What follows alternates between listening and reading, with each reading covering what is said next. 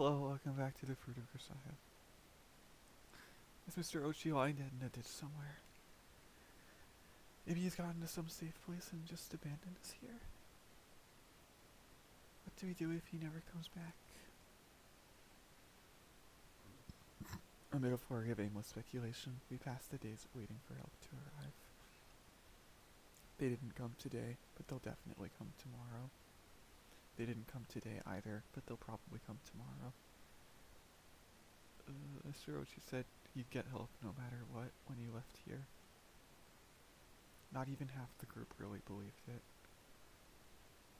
But even so, somewhere deep down every one of us was clinging to that glimmer of hope. Maybe, just maybe, he'd save us all. So the girl with the dog, girl and the dog here too. Maybe groupie will run a day eroded by a cruel rowdy. Does this mean the girl and the dog are both going to die?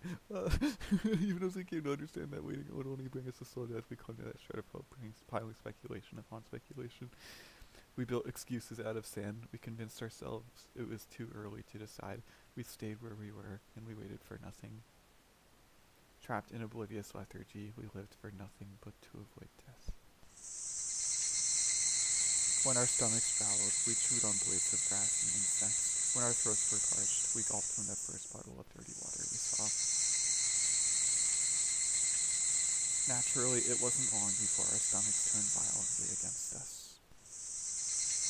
Somebody said chewing bamboo charcoal might be effective against diarrhea. Within hours, everyone's mouth was stained black. We searched and searched for anything edible. As long as it was digestible, we ate it. Anything and everything. The rest of our time was spent lying in our sleeping bags, stroking our cramping, weak stomachs as we pretended to sleep. If we were lucky enough to fall unconscious, there was a brief respite from the pain.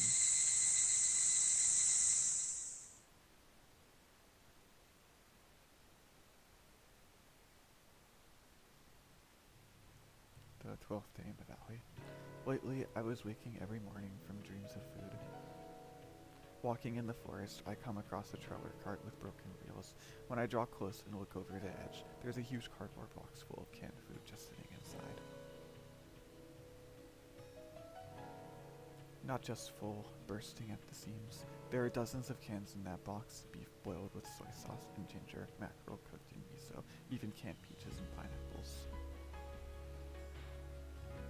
Untucking my shirt to make a pouch, I cautiously load it full of cans, making sure to stay alert and keep an eye on my surroundings.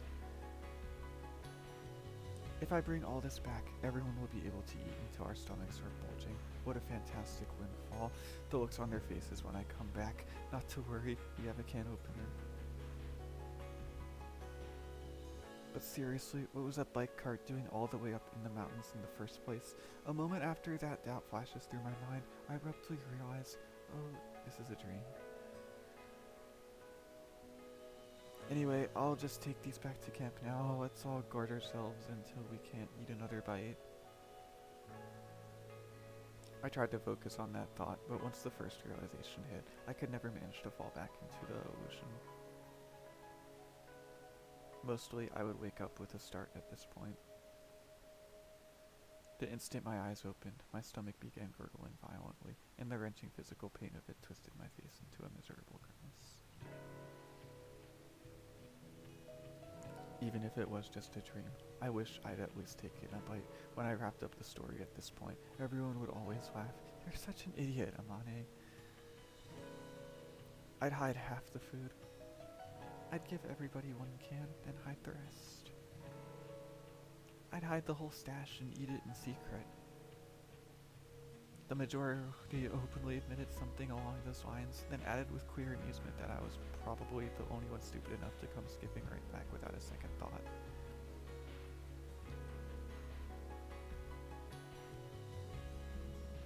It was now the 12th day. 12 days we'd spent living worse than stray dogs.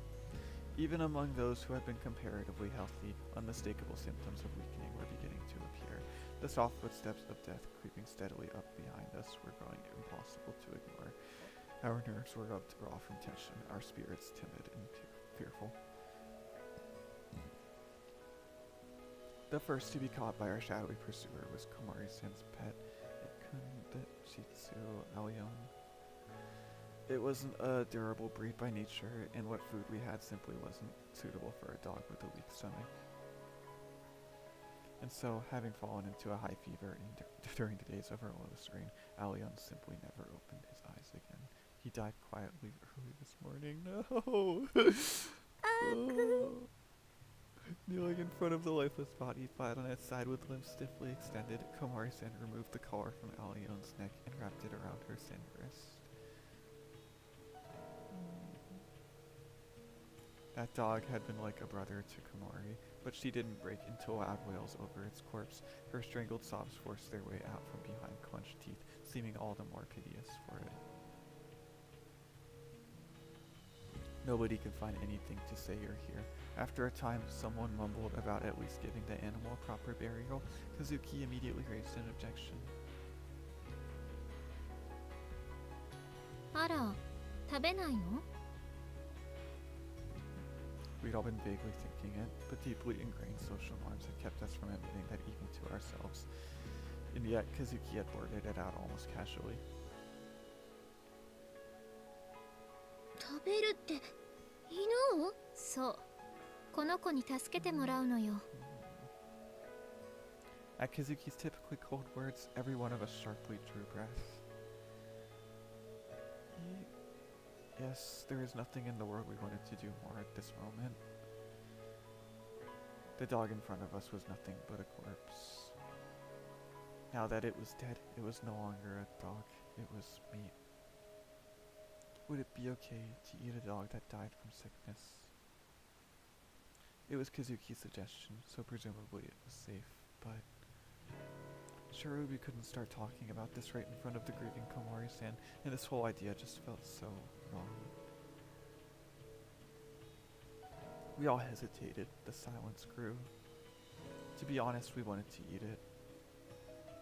But something inside us was still offering considerable resistance to the idea. Nobody could make up their own mind. All eyes settled on our last remaining formal authority figure, Captain Sakashita. そうね。彼女の意見が正しいわ。 From the expression on the captain's face, those undeniably callous words must have tasted bitter in her mouth. Komari-san jerked her head up as if stung, then slowly turned from side to side, looking into our faces one by one. Everyone averted their eyes from Komori's tearful gaze. Everyone except Kazuki, who met it firmly and gave her a small nod. Staring steadily down into those plaintive eyes, Kazuki murmured, "This is Allione's final duty." Komari-san's face crumpled as she slowly croaked out an answer.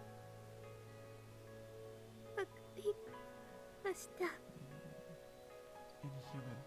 The word was written clearly on Komari-san's face for any who cared to look. Even so, most of us let out small, involuntary sighs of relief at her surrender.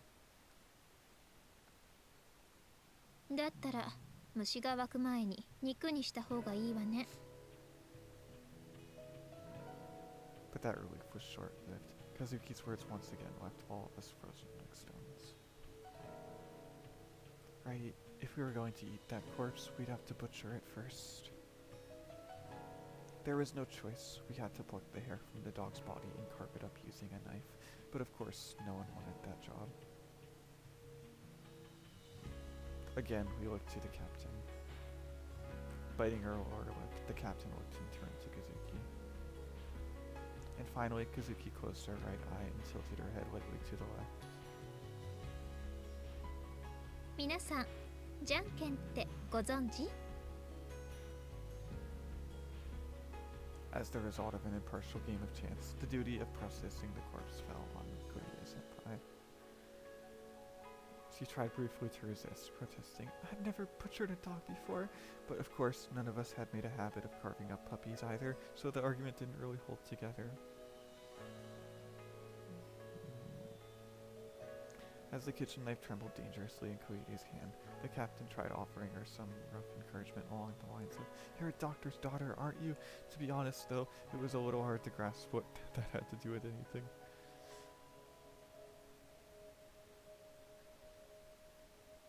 Visibly bracing herself, Koide gripped the knife firmly in both hands and took a step forward. But in that moment, her eyes met those of the dead dog below her, and she immediately burst into terrified tears.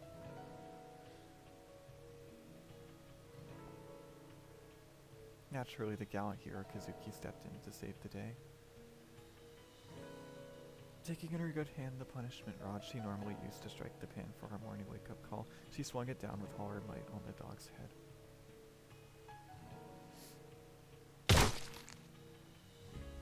Everyone gasped in shock at the gruesome act, many barely stifling screams. If I start shrieking pointlessly, maybe I'm next. That irrational fear seized us all, and silence fell over the valley.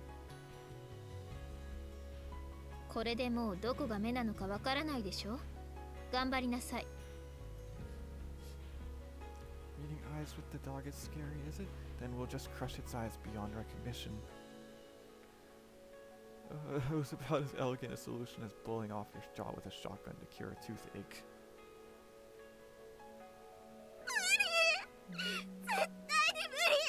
こんなのひどすぎるよ。私がやってもいいけど、あなた、私がいなかったらどうするの？もし生き残ったのがあなた一人だったら、誰も助けてはくれないのよ。As she spoke, Kazuki tossed her wooden sword aside, then took the kitchen knife from Koida's hands with a disdainful little snort. Everyone's got their hands full with their own problems right now. No one's going to protect you. If you're weak, you're simply going to die first. Kazuki might not have said it point blank, but her meaning was all too clear. We studied the ground at our feet in silence. The strong eat the weak. Men and beasts, insects and plants all live and die by that rule.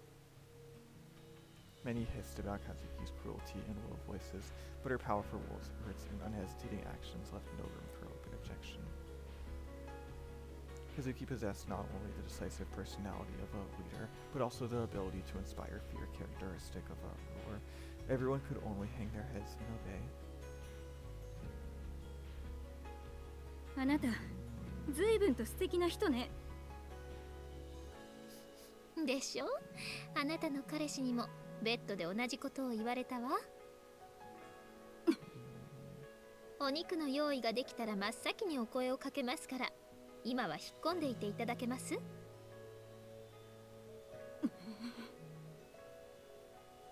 ？Captain Sakashi had turned abruptly on her heel and stalked away without another word.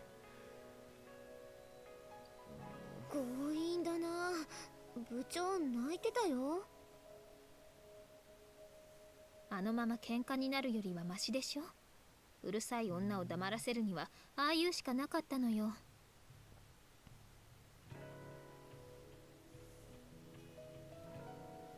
部長の彼氏って誰なの？さあ、でも何の反論もしてこないところを見ると、心当たりのある存在がいるのか、もしくは彼氏がいないことをバカにされたと思って二の句を告げなくなったか、そのどちらかね。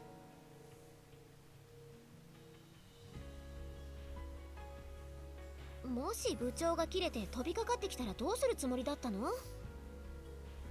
あなたなら平気で犬の頭を潰すような女に襲いかかる？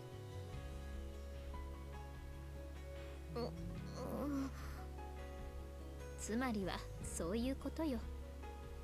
全部計算していたのね。それは買いかぶりすぎよ。部長に襲いかかられる確率もゼロではなかったわ。まあその時は無様に殴られてみんなの同情を集めようと思っていたけれど、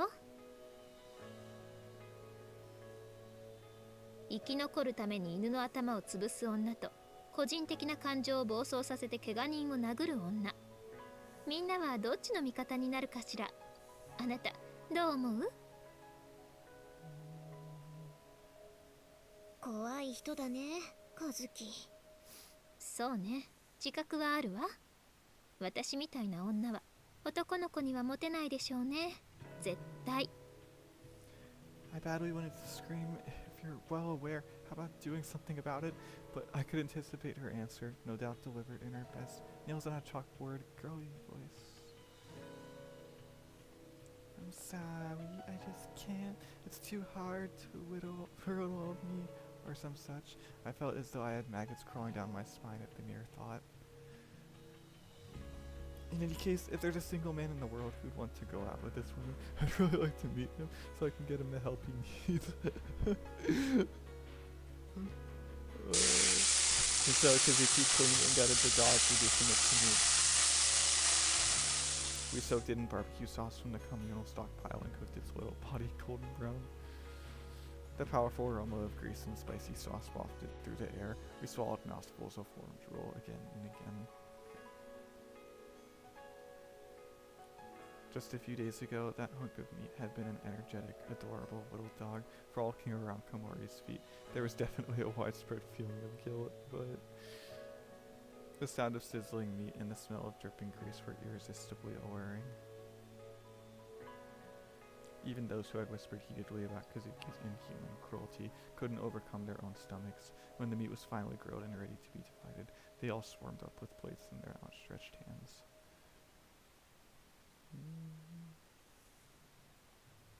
I was the one who carved the meat for distribution. The rear legs looked to be the choicest and most nourishing part of the body. Lopping off one with a kitchen knife, I placed it on Captain Sakashi's plate. The second went to Kazuki. After that, I divided the meat as evenly as I could between the rest of us. We had even carefully washed their internal organs and cooked them as well. After distributing it all, there was nothing left to do but gratefully devour my share. It felt like such a very long time since I tasted meat. The first bite was so delicious that I went quite literally dizzy with bliss. My protein-starved tongue tingled as the animal fat slowly spread out inside my mouth, and my stomach squeezed tightly in on itself as though consciously trying to wring every particle of sustenance from the food.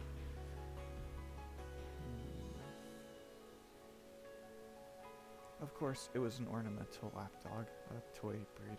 When distributed among the entire group, its body provided us with a mere mouthful of meat each. Even so, we all wept with joy at the nourishment, and as soon as the meat was gone, everyone began crunching away at the bones. We had assumed Komori would firmly resist the idea of consuming her pet's flesh, but in the end, she bit into her share of meat like all the rest, sniffling miserably the entire time, tears blending with the mucus running from her nose. She ate.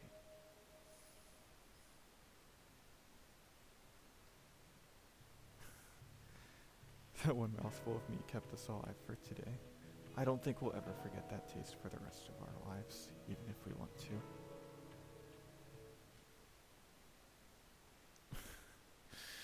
It's getting even darker. 13th day in 13th day in the valley. It happened far too suddenly. Komori-san, who'd seemed perfectly fine just a moment before, crumpled limply to the ground. For a moment, everyone who turned their head at the sound was simply dumbfounded. Komori? Kaneda-senpai called out to her partner, but Komori gave no response. Her body had begun to twitch convulsively on the ground. Komori hadn't fainted from lightheadedness or anemia. She was thrashing her body spasmodically, as if she'd been possessed by some malevolent spirit. It was at once bizarre and terrifying to watch. Kaneda, suspecting an epileptic seizure, forcibly pinned down her partner's body from above in an attempt to keep her from hurting herself.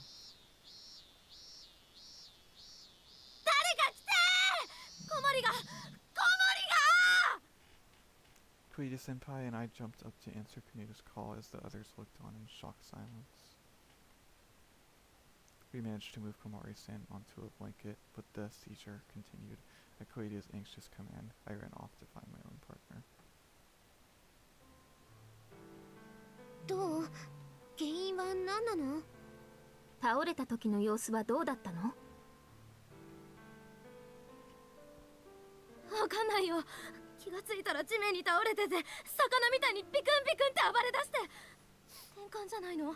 小学生の頃こんな風に倒れた子見たことあるよ。転換の発作にしては長すぎるわね。Komori's breathing was rapid, her teeth chattered in her mouth, and her unfocused eyes swung randomly from left to right. Her hands and feet trembled strongly on a regular rhythm, as if matching the beating of her heart. 犬を食べたから寄生虫に寄生されたんじゃ。犬はよく焼いてから食べたでしょ。考えにくいわね。小森さん、何か他に変わったものを食べたりしてなかった？ After a moment of thought, Kaneda's mouth fell open with a little... そういえばなんか花の芽を食べてた。花？何の花？名前はわからないけど綺麗なピンク色の初めて見る花だった。これ食べられますかねって言ってその場で何個かつまんで食べてた。なんだろう、鳥かぶと？鳥かぶとの花は紫色だからジギタリスかもしれない。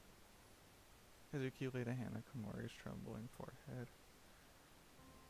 熱があるわ。水分をたっぷりと取らせて体を温かくしていっぱい汗をかかせるしかないわね。それで治るの？悪いけど他には何もできないのよ。何にせよこれに懲りたらよくわからないものをつまみ食いするのはやめなさい。 Under these starvation conditions, it was inevitable that our immune systems would grow weak. Recently, drinking water raw had become common practice, as no one wanted to waste time boiling it when they could be searching for food, and when foraging in the forest, many would pop even totally unfamiliar plants into their mouth if they looked vaguely edible.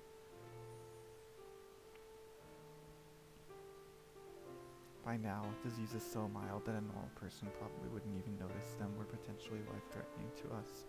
That was how weak we'd grown. As we slowly carried Komori's quivering body into her tent, we could only grind our teeth at our powerlessness. 風見、ちょっといいかな。 We just left Komori to rest when Sakuma-senpai called out to us. なんか息吹の様子がおかしいんだよ。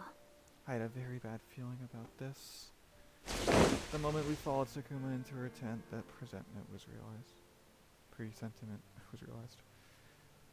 ねえ、今日は何日？私たちがここに来てから Wrapped up in her sleeping bag, 何 Ibuki 日経ったの stared かな。 intently at a point on the tent's canopy, smiling slackly at nothing in particular as she spoke. 今日は何日？今日は26日。ここに来て13日目よ。そう。早く帰りたいな。 Even as she answered, Ibuki's eyes never turned toward us. The tone of her voice was vague, unfocused, almost like a sleepwalker conversing with their dream. ちょっと出ようか。 As directed, we moved to leave the tent, but Ibuki immediately piped up. ねえ、どこ行くの？私も行く。すぐ戻ってくるよ。おとなしく寝てな。今日は26日だよ。そう。早く帰りたい。参ったよ。今朝からずっとあの調子なんだ。いつもならすぐに元に戻るのに、今日はもうずっとあんな感じだ。このままどうすることもできません。ここには薬もなければ自己回復力を上げるだけの需要もないんです。このまま腐るに任せるしかないのか。申し訳ありません。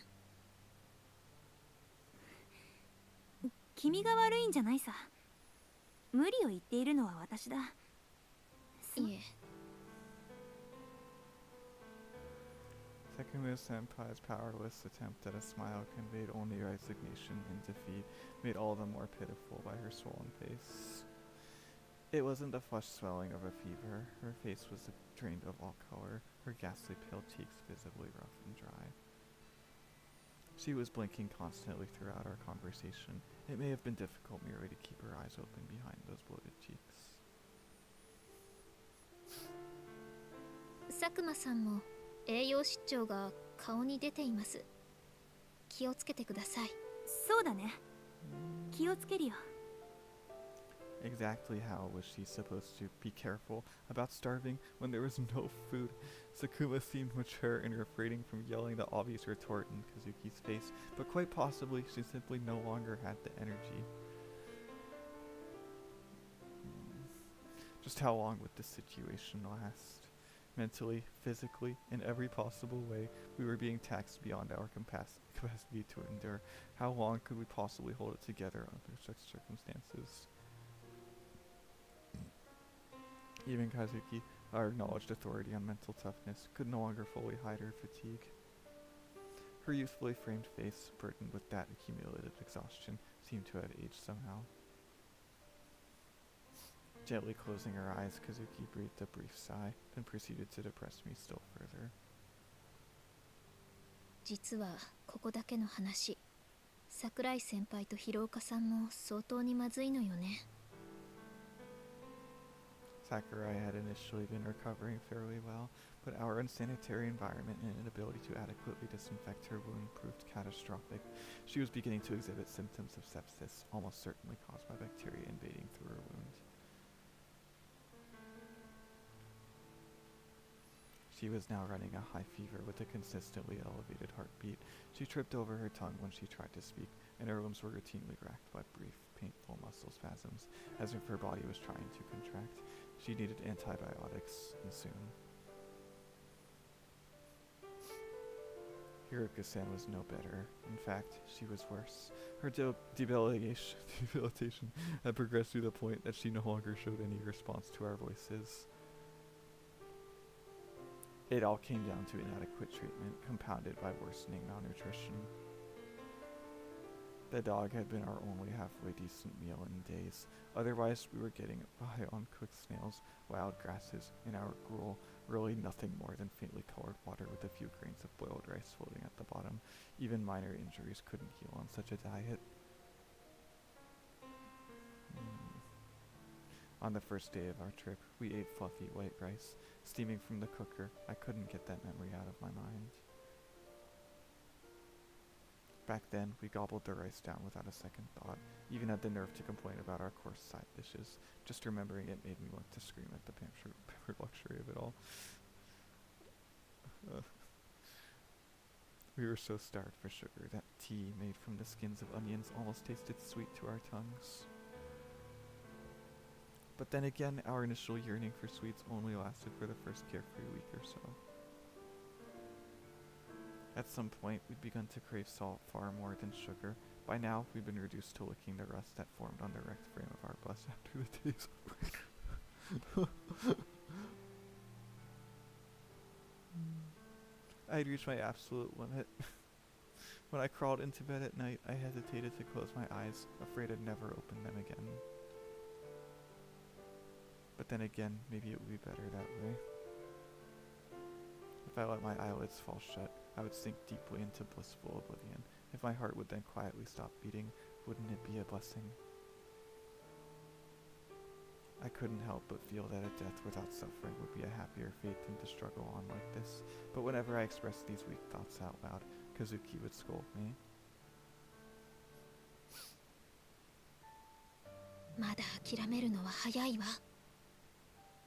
Kazuki whispered those words forcefully, as if trying to convince herself they were true. It seemed too cruel to fire back. Then how long do we have to endure? How long before we can finally give up? I could find no further words, and silence settled on the tent.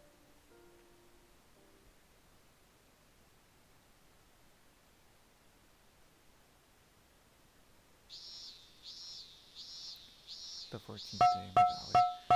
When morning came, Kazuki struck the bottom of the pan at our normal wake-up time, but there were no signs of activity from within the tents. It wasn't that the others weren't awake, they simply couldn't get up. Recently, just standing upright was exhausting. It wasn't rare for someone to spend the majority of the day lying in their sleeping bag. Even when we attempted to move, it would often prove impossible. Every time we tried to stand, our joints would scream in pain. If we pulled ourselves upright by clinging to a tree or rock, our knees would be shaking so hard that we could barely walk.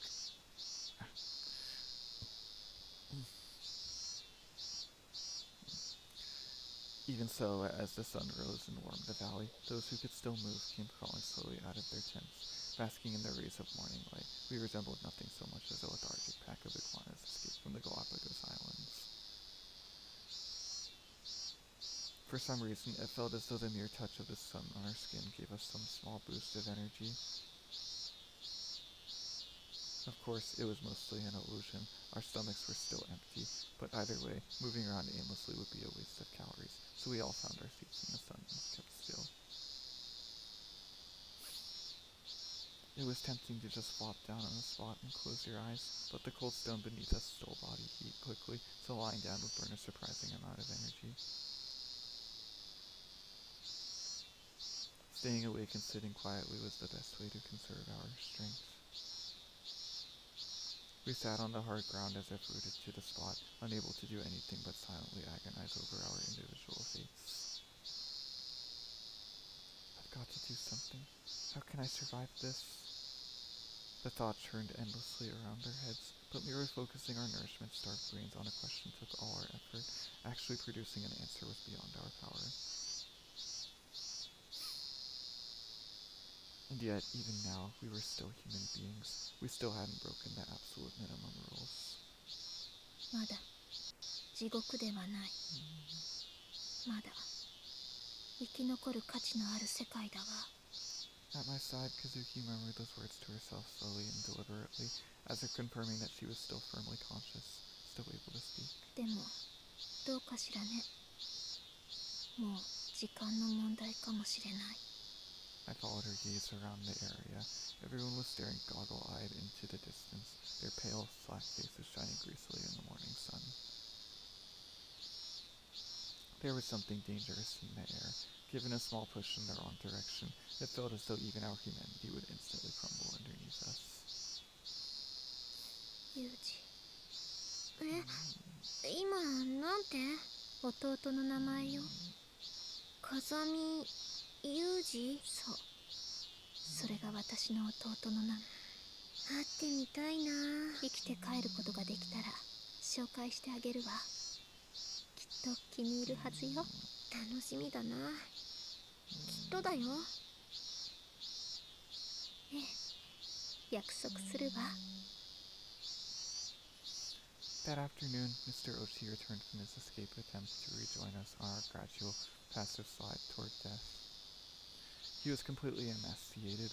His sunken eyes were as dark and hollow as those of a wild animal, but more than lamenting his failure, the group was overjoyed at his return. I see, he failed. We were back to the drawing board yet again. That was a heavy, if somewhat abstract, disappointment. Even so, the return of our only adult male was no small relief. Not to say that our teacher's presence caused any dramatic changes in the situation. As always, we were desperately short of food. If anything, practically speaking, Mr. Ochi's return translated to nothing more than another mouth to feed, worsening our already meager daily rations. That evening, having entered the large tent to check up on the wounded, I noticed that Hiroka-sen had quietly stopped breathing. 2 weeks after Shikanai, Ozawa, and Okabe's death, we had our fourth casualty. Hiroka had died lying in a sleeping bag in which she'd spent the last 14 days of her life, her eyes and mouth half open. It was a gruesome sight, but there wasn't any real agitation among us. We'd all been prepared for this, even expecting it. I was no exception. Rather than grieving the death of my friend, I gazed down at her corpse in a stupor. A single thought was swirling relentlessly through my dull mind. When a living thing dies, it becomes food. Kazuki had said that was the only natural. So, does that go for her too? I wasn't the only one suspecting as much. Without a doubt, the others were thinking the exact same thing. At some point, all eyes had turned toward our teacher. But Mr. Ochi said only, "I'll dig the grave," quietly bringing his hands together in front of Hiroko-san's corpse. What had I been thinking? Of course we were burying her. A human being eating another human being is unforgivable, no matter what. We must have been going a little soft in the head. Right, our friend had died, and we were upset. We'd lost our heads from the shock, that was all. Our shoulders sagged to where our stomachs would go unfilled, but all the same, we heaved sighs of relief. Without a single word of objection, we silently watched Mr. Ochi walk down into the forest to bury Hiroka's remains. A vile, disgusting excuse for a human being. The shame welled up so suddenly and so heavily inside me that I couldn't contain my tears. Lowering myself shakily down onto the hard ground, I broke into wretched, violent sobs.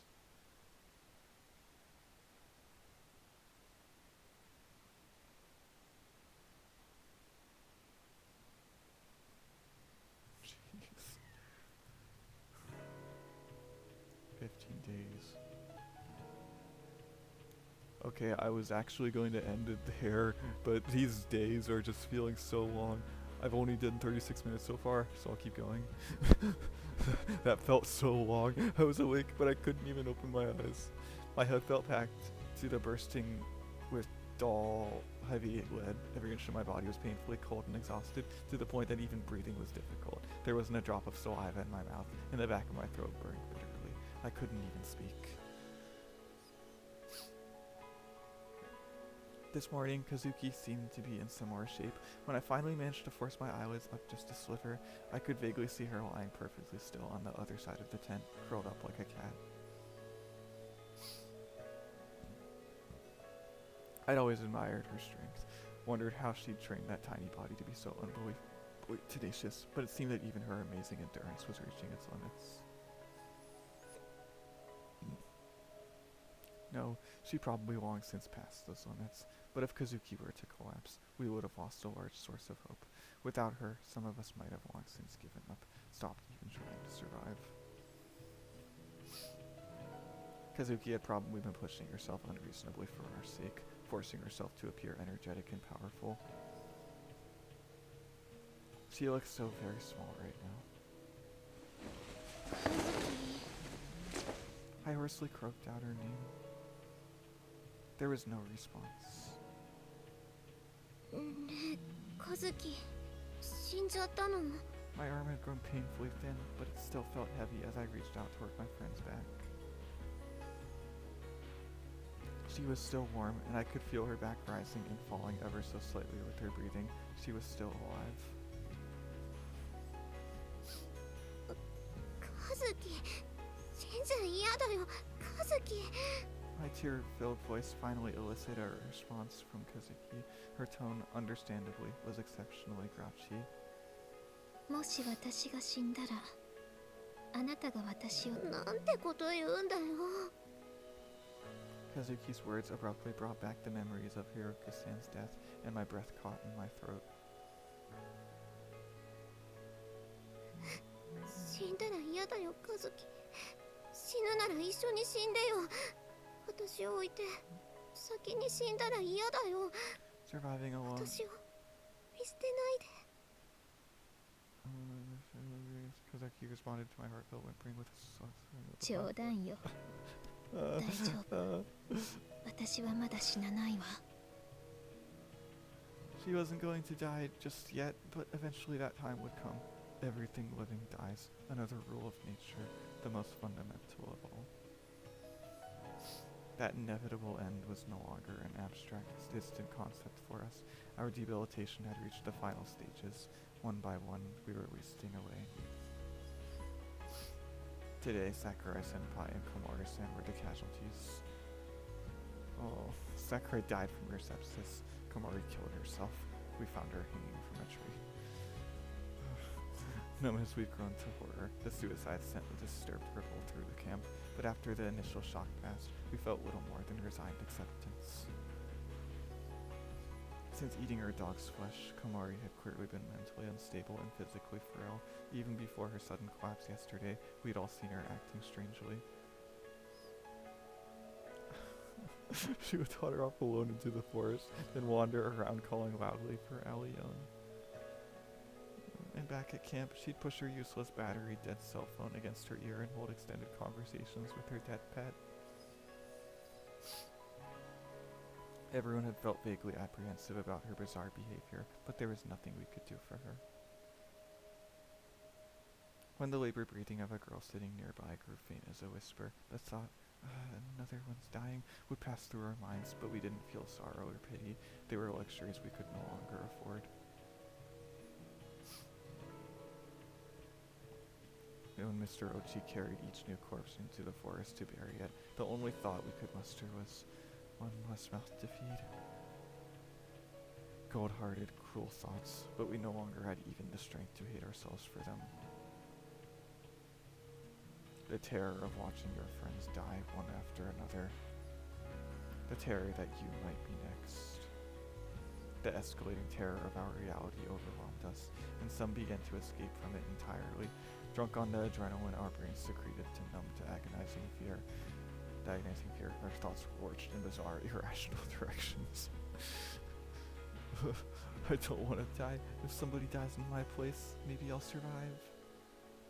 Without any logic or evidence, many had begun to believe something of the sort, that inside this ravine, one life could somehow be traded for another. If somebody else dies, I'll live. In this claustrophobic little world where nothing enters or leaves, the total amount of well-being must be fixed. Depriving another of their happiness is the only path to survival. That was the new dogma of the dying. あんた早く死になよ。君こそ遠慮しないでさっさと死になよ。 That day, the only ones with enough energy to do more than sit limply on the ground cursing were Mr. Ochi and the captain. Since Mr. Ochi's return the previous afternoon, the two of them had made numerous trips to forage for food on behalf of those who could no longer move. They even cooked meager meals of weeds and snails and then fed them to the weak and girls. They spoke words of encouragement as they spoon-fed the feeble. Don't give up, you can't die. If those two hadn't been here, none of us would have made it past morning. The thought drove home just how useless I was in comparison, and tears welled up in my eyes.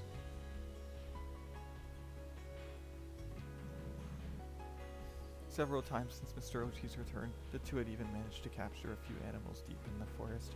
Little chunks of venison and wild hare began to appear in the standard wheat soup. The girls who ate it slowly began to regain some of their vitality.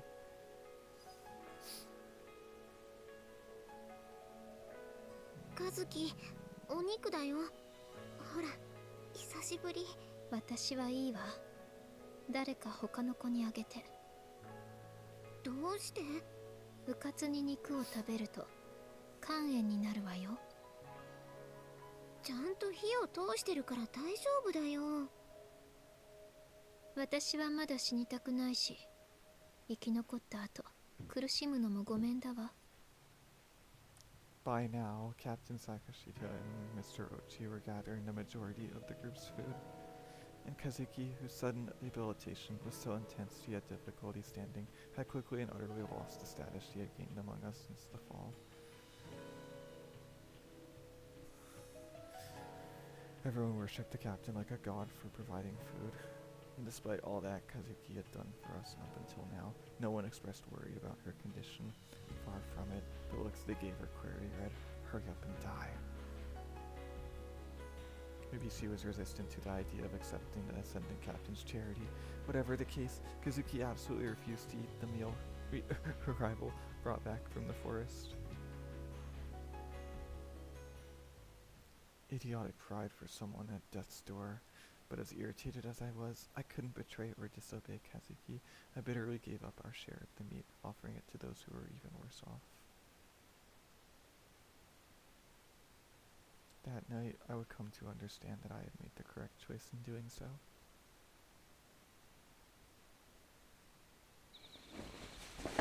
A little before dawn, I awoke to the rustling sound of someone moving around in the tent. Sluggishly forcing open my heavy eyelids, I strained to see what was going on. あまね、起きなさい。Kazuki. Kazuki had rolled up her sleeping bag and packed all her belongings in the rucksack she normally used as a pillow. One hand clutching my shoulder, she slowly shook me awake. 何？どうしたの？ Still half asleep, I spoke more loudly than I had intended. Kazuki quickly drew a forefinger to her mouth and whispered a brief shh. あれを見なさい。 Kazuki lifted the flap of the tent slightly open, and I peered through to see the captain and Mr. Ochi walking off together into the dark forest.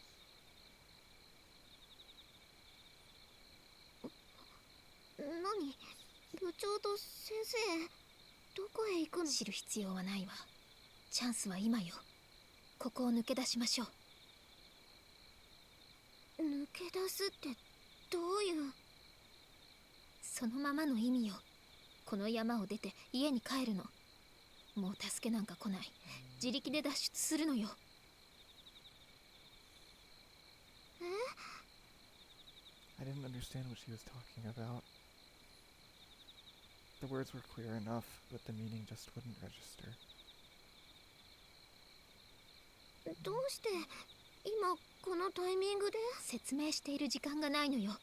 できるだけ急いで支度を済ませて誰にも気づかれないように。他のみんなは？ Kazuki fixed a deadly serious gaze directly on my eyes, and I faltered to a halt.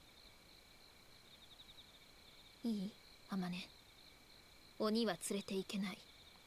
わかる？わからないよ、カズキ。鬼ってどういう意味？知りたいのなら後で教えてあげる。いいから今は急ぎなさい。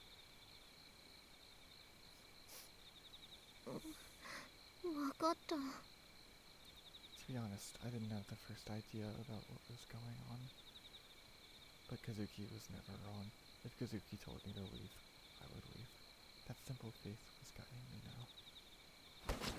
I stuffed my possessions into the rucksack as quickly as I could in the dim tent, barely waiting for me to finish. Kazuki impatiently grabbed my hand and pulled me along, quickly and quietly leading me out of the camp.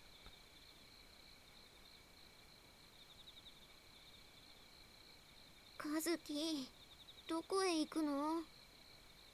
静かについていらっしゃい。今全部見せてあげる。見せる？いい。決して大きな声を出してはダメよ。わかった？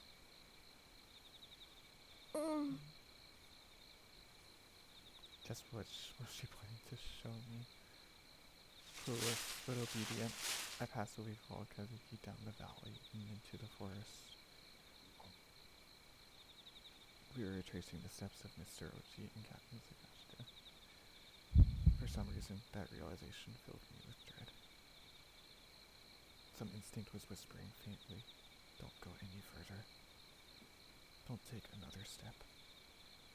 Some truths are best left unseen.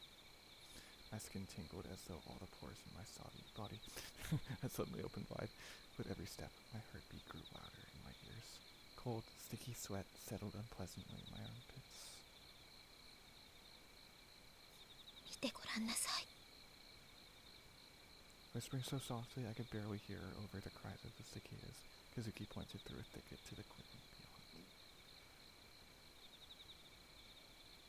Captain Sagashita, and Mr. Ochi were inside. Illuminated by the faint moonlight that slipped through the cracks in the tree canopy, the captain's white skin shone vividly in the darkness. Her skirt and jacket were lying in a messy heap on the ground. She was right next to Mr. Ochi, standing on tiptoe to bring her face to his. あの二人、こんな関係だった。あなた、何を見ているの？周りをもっとよく見てごらんなさい。I removed my glasses, carefully wiped the lenses with the cuff of my uniform, and put them back on. This time, I noticed a number of strange whitish lumps lying in the grass and their scattered clothes. At first glance, they almost looked like oversized radishes covered in grime and dirt. But as my eyes adjusted to the faint light, I realized that the black smudges were actually deep red, and the white objects were fragments of a truth better left unseen.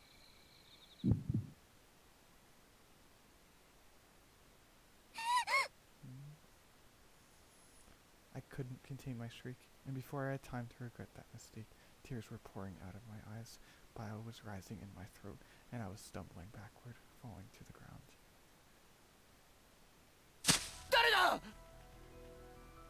My shoulders quivered at the vicious shout, but I simply couldn't stand. My legs had turned to rubber. My eyes were fixed on the scene before me. The face of Mr. Ochi glaring in our direction with eyes like a demon's, and Captain Sakashi's lips stained a horrible shade of red. When I looked down, seeking escape from the awful sight, I noticed a silver bracelet in the grass nearby. It was shining in the moonlight, so even with my poor vision, it wasn't hard to make out the name written on its plate. Aoi, that was Ikun's collar. When the dog wasted away and died, Komori-san had coiled it around her wrist, which had to mean... A burning tide of gastric juices surged up my throat. As I noisily vomited onto the ground, Kazuki grabbed me by the shoulder. With a flat, "We're going to run now," she forcibly dragged me to my feet. Disoriented, the taste of acid thick in my mouth, I let Kazuki pull me into a run. From behind, I heard the captain's snarling voice. 見られたの? The voice that had always encouraged me during practice, firm but kind. Who would hustle out there? The voice that offered us all reassurance as she distributed the food. Don't give up. Captain Sakashi's voice was now... 捕まえて! 逃がしちゃダメ! 殺して! The voice of a ghoul. This couldn't be. This had to be a dream. Why wasn't I waking up? This absolutely couldn't be real. As these thoughts swirled through my dazed mind, Kazuki hissed into my ears as if to slap me awake. だから声を出すなと言ったのに失敗したわ。これでもうタガが外れた。殺し合いが始まるわよ。 I don't get it. What does this mean? Excuse me? What is going on? What do you mean the killing has begun? What?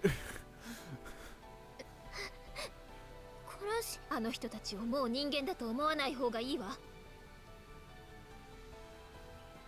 嘘だよ。こんなの、これは夢でしょ。現実逃避もいいけれど、後にしてくれるかしら。ぐずぐずして面倒になるようならここで捨てていくわよ。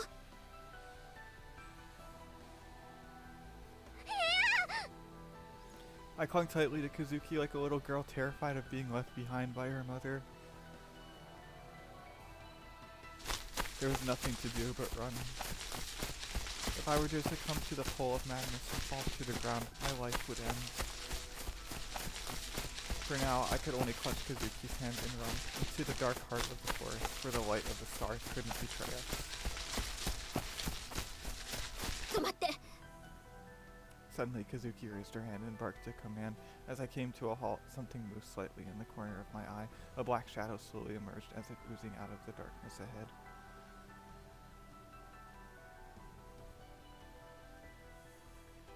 Yeah. こんな時間にどこへ行くんだい?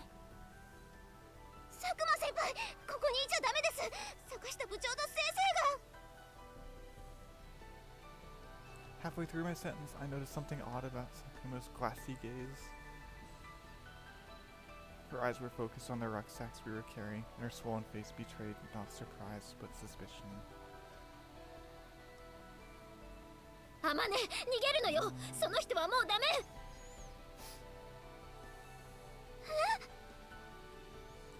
Sakuma furrowed her brow at Kazuki's words. そうか。見てしまったのか、二人。佐久間先輩。どうする？今戻れば私が坂下にうまく説明してあげるけど。Kazuki seized my backpack and practically forced me into a run. 左の干木の中へ。 What killing? Why begin any killing? What is happening? Honestly, I couldn't tell my left from my right at that moment, but Kazuki's grip stayed firm and we plunged into a short thicket, pushing our way through the grasping branches toward escape. Sakuma didn't pursue us. Instead, she spoke a few words. Her voice was like a whisper, but somehow it found its way all too clearly to my ears. 残念だよ、周をあまね。私は君のこと結構気に入っていたんだよ。Sakuma senpai had known. She had known what Takashita and Ichi were doing. She had known everything and kept her silent. ねえ、葉月。何？質問なら後にしてちょうだい。今は急いで。佐久間先輩は知っていたの？葉月も気がついていたの？知らなかったのは私だけ。知ったところで誰にも止められない。こうなるのは必然だったのよ。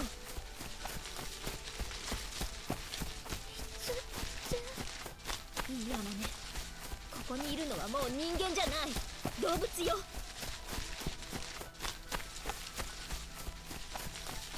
But we're humans.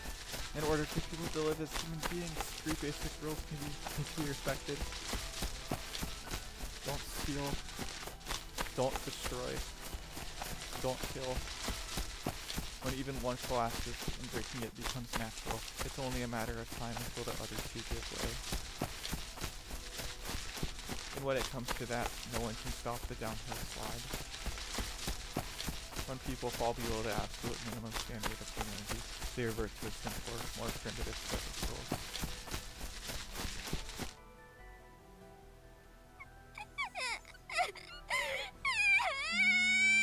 泣かないで、鬱陶しい。 Kazuki quickly held her hand against my mouth, but the unbelievably cruel reality was beyond my capacity to endure. It was far too sudden and far too strong a dose. I had to scream. If I didn't scream, the terror would tear me apart from the inside. 黙りなさい。 We'd been pushing our way through bushes and stands of trees to keep hidden from our pursuers, but there was no point if I was broadcasting our location. Kazuki pushed her hand firmly down, finally stifling my muffled shriek, and turned to face me.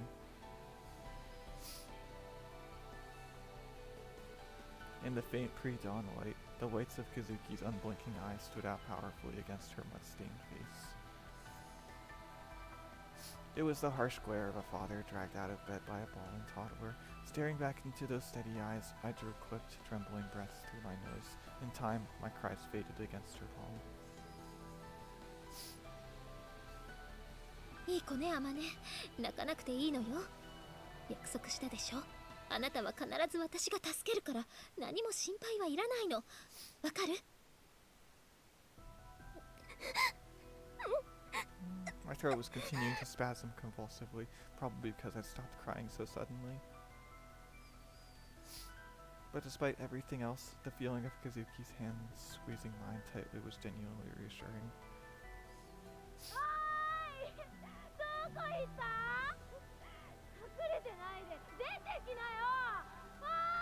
Nada's voice rang out in the darkness.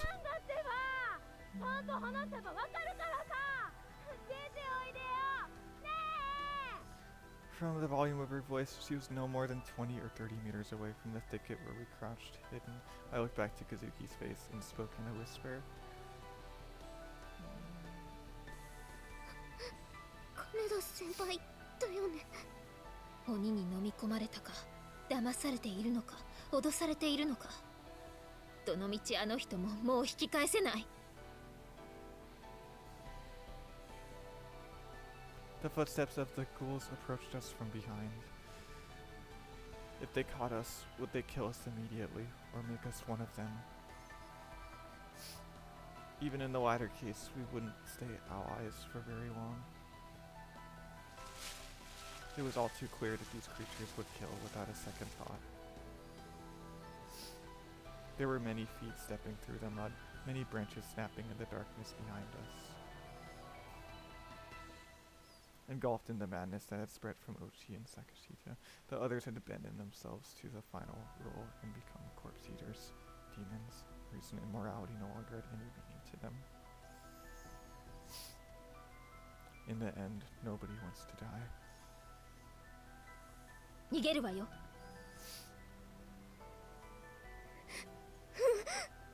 We fought our way forward through the soft, slushy mulch of decayed leaves, desperately climbing the slope before us. My feet sank deeply into the muddy soil, my legs, trembling from malnutrition, tangled awkwardly with every stride.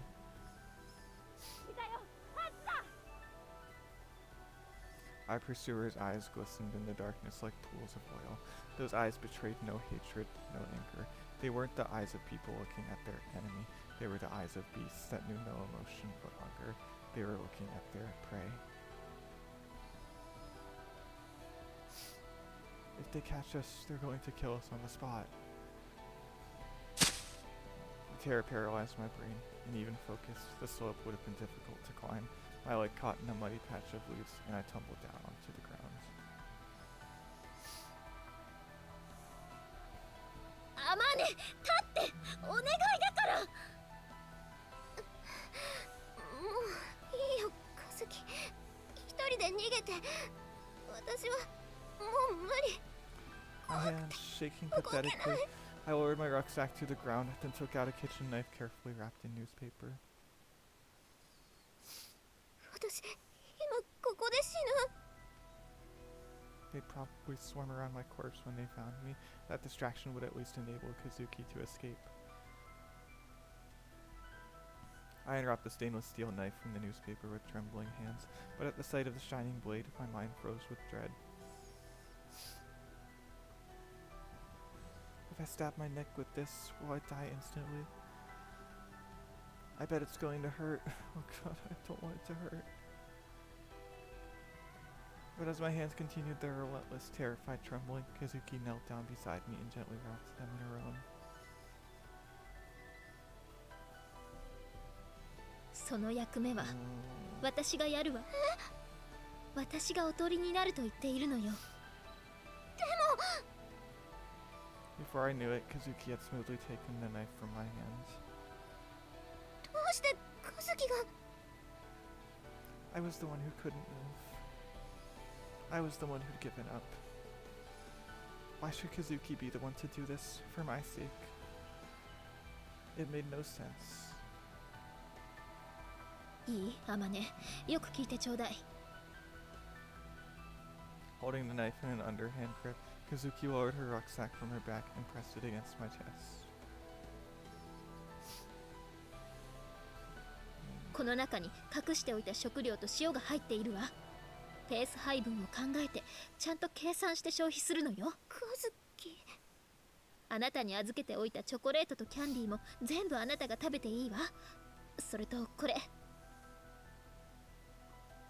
Kazuki reached into the pocket of her skirt and took out a few sheets of paper from a memo pad. ここに生きて山を脱出するための方法をメモしておいたから、これをしっかりと読んで諦めずに進みなさい。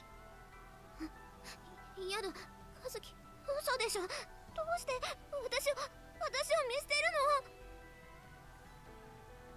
るの？大丈夫よ、私は死なないわ。いつか必ずまた会えるからね。本当？あら、私が今まであなたに嘘をついたことがあるんでしょ。発覚していない嘘と真実との違いを述べよ。配点10点。冗談を言ってる場合、カズキが一人で逃げてよ。私はもう疲れちゃったよ。いいから行きなさい。私を誰だと思っているの？私に従っていれば何も心配はないわ。ほら、立って走るのよ。カズキ、絶対に振り返ってはダメよ。ほら、急いで走りなさい。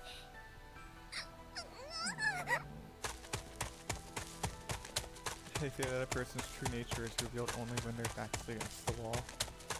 I abandoned Kazuki to save my own skin. Leaving her to decoy, leaving her to be eaten, I moved my legs furiously, desperate to gain every centimeter of safety I could. There was no doubt in my mind she would die. Kazuki would be the sacrifice, and one cowardly, worthless girl would survive a little longer. I was overflowing with guilt. Bitter tears of shame rolled endlessly down my face. Even if I got away, even if I returned alive, this unbearable self-loathing would crush me under its weight. With every step I took, that conviction grew stronger. My legs were bleeding underneath me.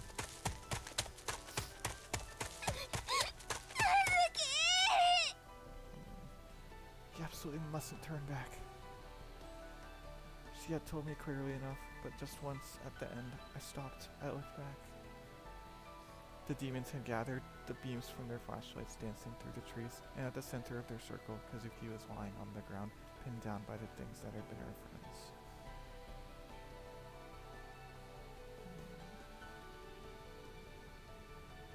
The last time I saw her face, Kazuki wasn't crying. She wasn't screaming. She wasn't glaring resentfully. She was smiling.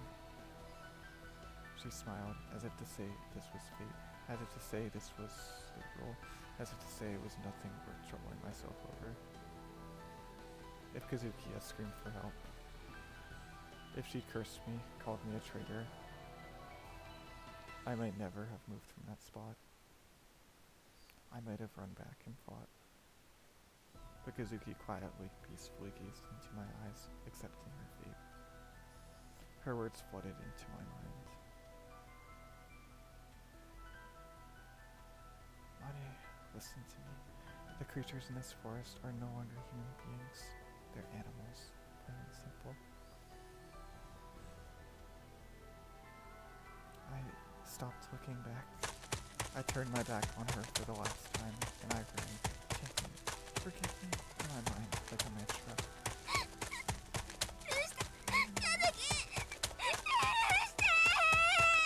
As the sky grew light with the dawn, I ran desperately, not knowing where my feet were carrying me. I simply fled, pushing through the forest in a frenzy, as if to escape my own terror and guilt.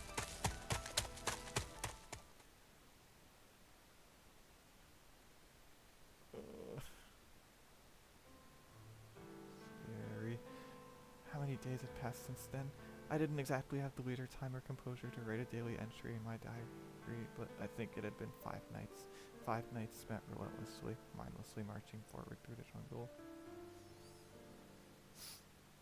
Following the instructions Kazuki had written in her note, I walked only by darkness in order to hide my movements from the ghouls.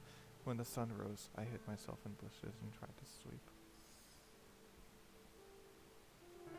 This lasted a few hours at most, and when I woke from these brief periods of rest, the first order of business was always to peel off the leeches that covered my body. Then throw the fat bloodsuckers into my mouth, crush them with my teeth, and force them down my throat. Kazuki's rucksack contained a small hoard of various snacks and sweets, her secret treasure. Just as I thought, she'd stolen the food from Ozawa's belongings on the very first day, then carefully stashed it away. Since escaping, I hadn't touched those precious snacks, not even once. If Kazuki were to somehow escape her captors and catch up with me, I intended to give it all back to her. There was real food just inside that bag. The temptation was overwhelmingly powerful. But if I were to yield to my hunger and greedily devour Kazuki's treasure, I'd be admitting it. I was fundamentally no different from the ravenous schools. I couldn't bring myself to do it. When the forest was dry enough to light a fire, I boiled fern sprouts and chrysanthemums for my meals. My starvation and exhaustion were now complemented by constant terror of the demons that were no doubt pursuing me. My hair had begun to fall out of the branches. I too had been pushed well beyond my limit, and I was about ready to break. Even so, Kazuki had saved my life. I couldn't allow that to become meaningless. I couldn't just give up. During the daylight hours, I simply laid still and hidden in the bushes, unable to sleep but preserving my energy as best I could. When the day grew dark, I would crawl cautiously out of the undergrowth and begin that astronomical observation described in Kazuki's notes. The lush canopy of trees above hid much of the sky, rendering it difficult to determine the location of the stars, and as in any forest, the oriented line of the horizon was unclear. I might well have been able to get a better view by climbing one of the taller trees, but I no longer had the strength to do any such thing. Just how far had I walked? Walking meant pushing my way through lush weeds and wild grasses, struggling through thick bushes that obstructed my path. The distance I moved in any given day didn't amount to much. After one full night's work of hiking through the jungle, I turned back to see if I could get some idea of my progress, only to find that the ridge I'd been standing on last night was still visible. I could feel my willpower shriveling inside me.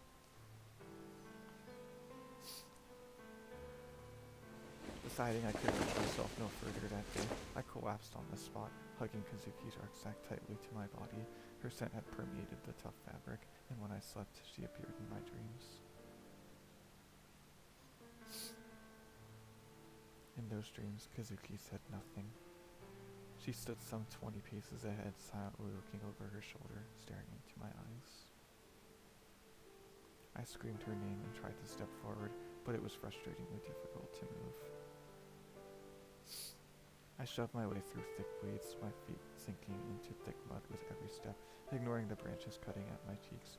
But no matter how desperately I forced myself forward, Kazuki moved away at the same speed.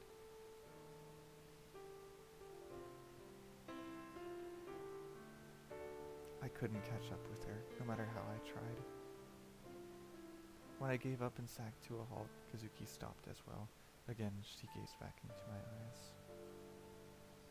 What on earth are you doing all the way back there? She never spoke, but her expression conveyed the words clearly enough. Kazuki. I awoke at the sound of my own sleep talking. I was no longer dreaming of food these last few days. I'd come to realize what I wanted more than anything else in the world was no longer food or drink. It was Kazami Kazuki. And once again, I walked through the night. As I dragged my heavy legs forward, exhausted and starving, Kazuki came into view a little ways away. She strode slowly ahead through the dark forest, her back turned to me. 待ってよ、カズキ。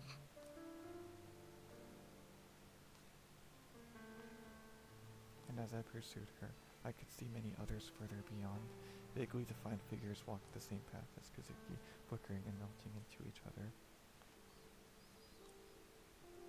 All wore a familiar school uniform. Even in the darkness, I knew them. That one had to be Haruka. Further on, I could see Sakurai. Many others as well.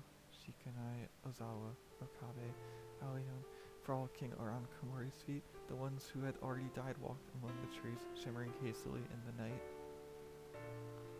They looked over their shoulders one by one and spoke. This way. I finally started hallucinating. Guess I'll just be following them now. Have them guide me to heaven.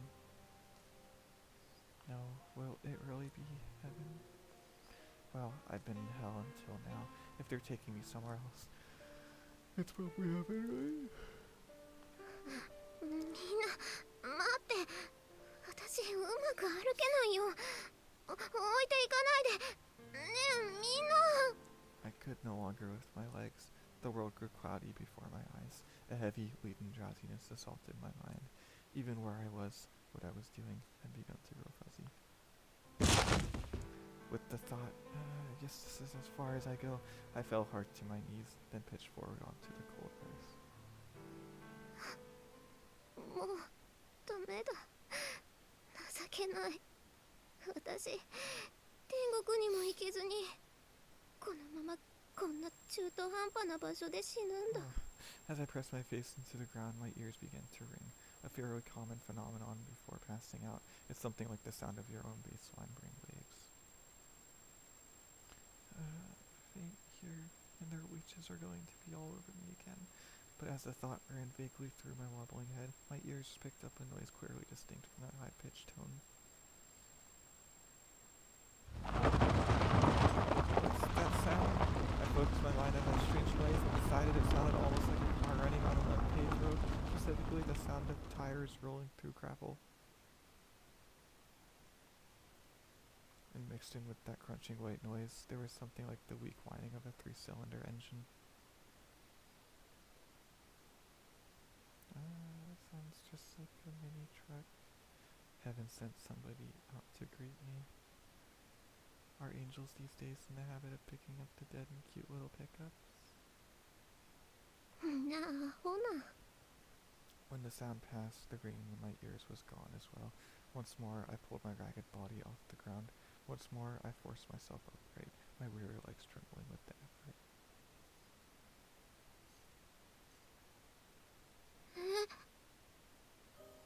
I hadn't realized during the night, but apparently at some point I'd drawn near a road, a real, honest-to-God road, a path human beings traveled.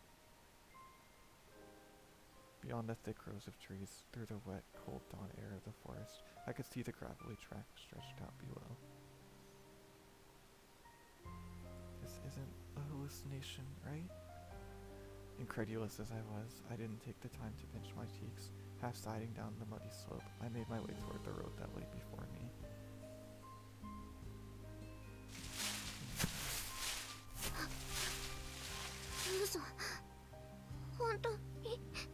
It wasn't paved, it wasn't well maintained, but without a doubt, it was a road surfaced by human hands, traveled by human vehicles. My mind whirling, I began to walk unsteadily down the road in the direction I thought the truck had been headed. And before long, I found myself in front of a vast field, extending as far as the eye could see. It was full of thousands and thousands of cabbages.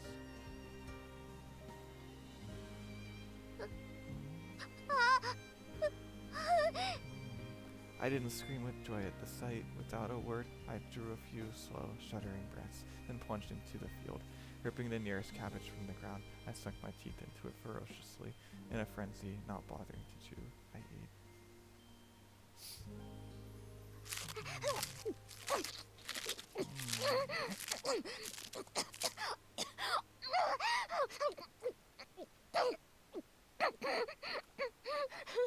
My first thought wasn't, I'm safe? It wasn't, I can finally go home. There was only one thing in my mind, eating the cabbages in front of me. Without a drop of seasoning or even a sprinkle of salt, those cabbages were so delicious my eyes rolled back in my head from sheer ecstasy.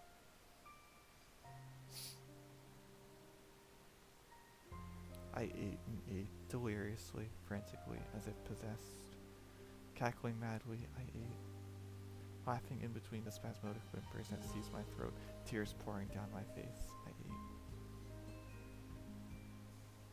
It was 30 minutes before the farmer's housewife noticed something single-mindedly ripping through the cabbage field like a crazed wild animal.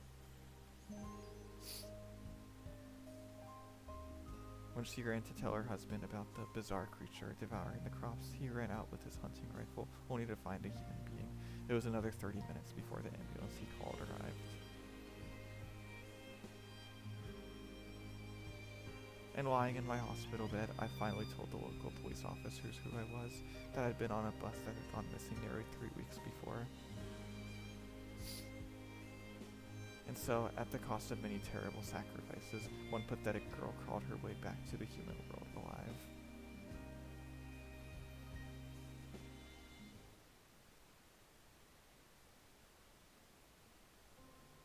Oh, that's one heck of a story.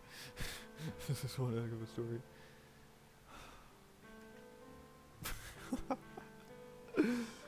Oh, that's horrible. It doesn't matter. It's in the past. You're alive. That's what's important. It's okay. It doesn't matter how bad it is. At least you survived. Oh, it's awful. Bye.